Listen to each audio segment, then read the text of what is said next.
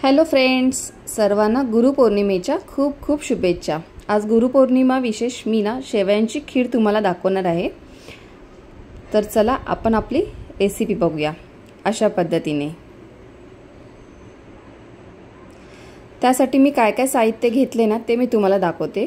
मी इथे बारीक शेवया घेतल्या आहेत, वेलची पावडर मी घेतले, इथे मी ड्राय फ्रूट्स घेतलेत, साजूक तूप घेतले आणि साखर घेतले आणि दूध सुद्धा घेतले मी। ठीक आहे, आता आपली कढई ना गरम करायला ठेवूया। आता आपण कढई गरम करायला ठेवले ना, तर त्यामध्ये आपण 1 चमचा साजूक तूप टाकूया। तूप आपल्याला छान चांगलं गरम करून घ्यायचं आहे। त्यानंतर आपल्याला त्याच्यामध्ये ना बारीक शेवया आपल्याला त्या टाकून घ्यायच्या आहेत। शेवया आपल्याला व्यवस्थित चांगला छान कलर चेंज होईपर्यंत भाजून घ्यायचे आहेत। स्लो गॅस आपल्याला ठेवायचा आहे, फास्ट गॅसवर शेवया आपल्या लगेच करपून जातील। हे बघा, कलर पण मस्त हळूहळू चेंज होतोय शेवयांचा। आता आपण ह्याच्यामध्ये ना सर्व ड्रायफ्रूट्स टाकूया। ड्रायफ्रूट्स पण आपल्या तुपामध्ये छान भाजून घ्यायचे आहेत।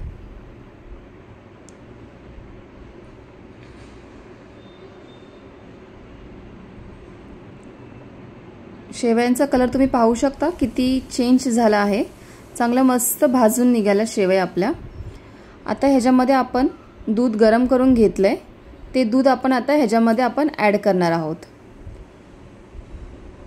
कारण दूध पण गरम आहे, शेवया पण गरम आहे, म्हणून हळूहळू आपण थोडं थोडं दूध आपण ॲड करत जाऊया त्याच्यामध्ये।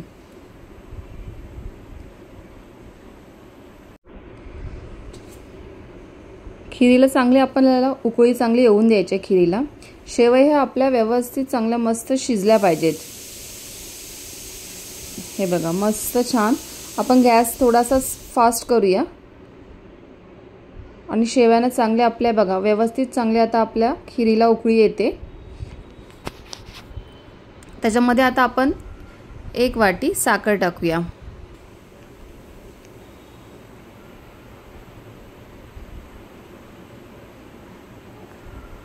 शेवया पण आपल्या एकदम छान शिजल्या आहेत, तुम्ही पाहू शकता।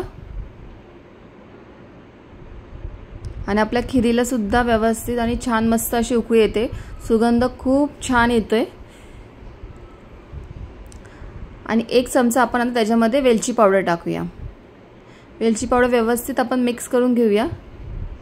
वेलची पावडर टाकल्याने ना खिरीला एक वेगळीच टेस्ट येते आणि सुगंध पण खूप छान येतो वेलचीचा।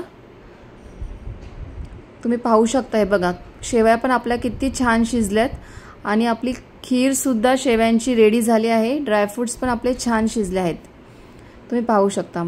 तुम्हाला माझी रेसिपी कशी वाटते ती मला नक्की तुम्ही कमेंटमध्ये सांगा।